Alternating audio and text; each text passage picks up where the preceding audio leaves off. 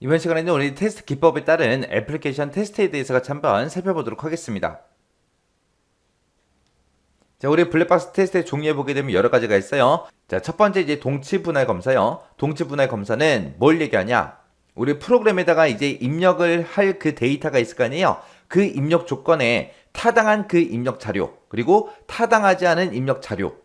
그럼 타당하다. 그 얘기는 정상적인 그 자료를 보고 얘기하는 거고, 타당하지 않은 그 입력 자료다라고 하게 되면 이제 비정상적인 그 자료를 보고 얘기하는 거예요. 그 개수를 이제 균등하게 하는 거예요. 그 개수를 균등하게 해서 테스트 케이스를 이제 정해요.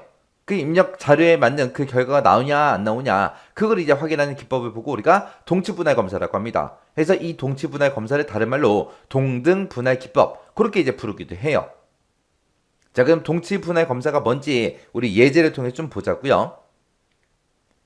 자, 지금 문제를 봤을 때 지금처럼 이렇게 이제 평가 점수가 있고 성적이 있고 있어요. 그때 이제 90에서 100점이면 성적은 A가 될 거고, 80에서 89면 B가 될 거고요. 70에서 79면 C가 되고, 그 다음에 0점부터 시작해서 69점까지는 D가 되겠죠. 그렇게 이제 성적 부여하는 기준이 이렇게 이제 설정이 되어 있어요. 그때 이제 우리가 동치분할 검사로 이제 확인 한번 해보자고요. 동치분할 검사라는 거 어떻게 확인하냐면은 만약에 내가 60점을 받았다. 그러면 이제 결과값으로 얼마가 나오겠어요? 당연히 D가 나오겠죠. 만약에 내가 75점을 받았다. 그러면 이제 C가 나올 거고요. 그 다음에 89점을 받았다. 그러면 이제 B가 나올 거고요. 그 다음에 만약에 95점을 받았다. 그러면 이제 A가 나오겠죠. 이런 식으로 이제 어떤 값이 입력됐을 때, 어떤 값이 입력이 됐을 때, 그때 예상되는 그 결과값이 있을 거 아니에요? 예상 결과값이 있고, 있을 때, 이걸 이제 테스트 케이스로 사용하는 거예요.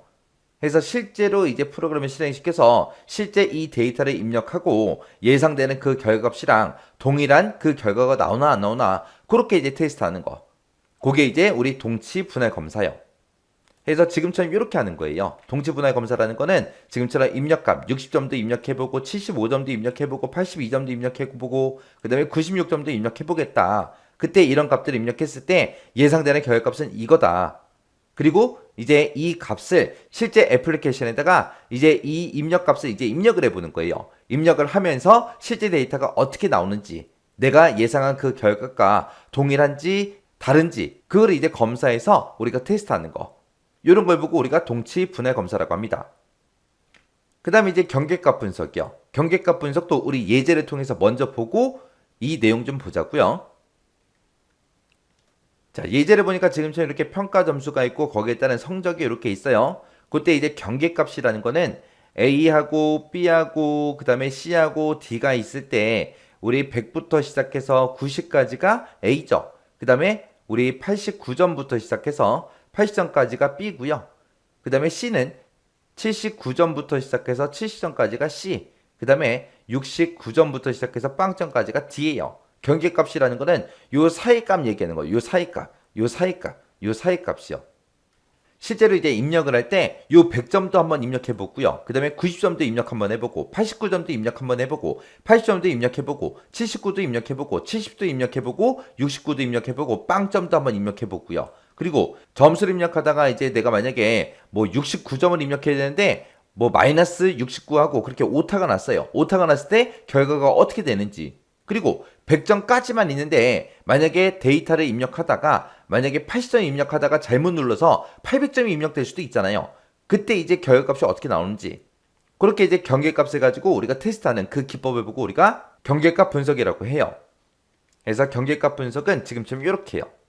그래서 빵점도 입력해보고 69점, 70점, 79점, 80점, 89점, 90점, 100점 이렇게도 입력해보고 100점보다 큰 점수도 입력 한번 해보고요. 0점보다 작은 것도 입력해보고 이렇게 이제 입력해보는 거예요. 그때 이제 내가 예상하고 있는 그 결값이 있을 거고 그때 이제 실제 프로그램에다가 이 입력값을 입력을 했을 때 그때 이제 실제 결값도 있을 거 아니에요. 그때 내가 예상한 거랑 실제 결값이 똑같은지 다른지 그걸 이제 비교해서 우리가 테스트하는 방법이요.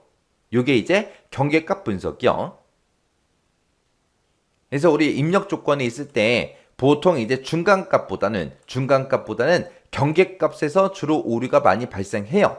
그래서 그 점을 이용해서 우리가 입력값을 경계값을 가지고 우리가 테스트 케이스로 선정하는 그런 검사 기법을 보고 우리가 경계값 분석이라고 합니다. 그 다음에 이제 원인 효과 그래프 검사라는 게 있어요. 얘는 이제 입력 데이터 간에 그 관계가 있을 거 아니에요. 그 관계, 그리고 출력에 영향을 미치는 그 상황, 그런 것들을 이제 체계적으로 전부 다 분석을 해요. 분석한 다음에 효용성이 높은 그런 테스트 케이스를 선정하는 그런 검사 기법을 보고 우리가 원인 효과 그래프 검사라고 그렇게 이제 부릅니다. 그 다음에 이제 오류 예측 검사라는 게 있는데, 오류 예측이요. 예측하는 거예요. 얘는 이제 과거의 경험이 됐든 아니면 확인자의 감각으로 테스트하는 그런 기법을 보고 우리가 오류 예측 검사라고 합니다. 그 다음에 이제 비교 검사라고 있는데, 이 비교 검사라는 거는 여러 버전의 프로그램이 있을 거 아니에요. 여러 버전의 그 프로그램에다가 동일한 테스트 자료를 전부 다 입력을 해요. 입력을 해서 그때 이제 동일한 결과가 출력이 되는지 안 되는지, 그걸 이제 테스트하는 기법, 그걸 보고 우리가 비교 검사라고 합니다. 그래서 우리 블랙박스 테스트의 종류에는 이렇게 5가지가 있어요. 이 5가지는 꼭 기억하셔야 돼요. 그리고 화이트박스가 뭔지, 블랙박스가 뭔지 정확하게 구분할 수 있어야 돼요. 차이점 정확하게 기억하셔야 돼요. 블랙박스는 이제 기능을 테스트하는 거고, 그 다음에 화이트박스는 논리적인 걸 가지고 우리가 테스트하더라. 그래서 화이트박스하고 블랙박스는 시험 문제 엄청나게 자주 나옵니다. 자주 나오니까 이 내용 꼭 기억하고 지나가시기 바랍니다.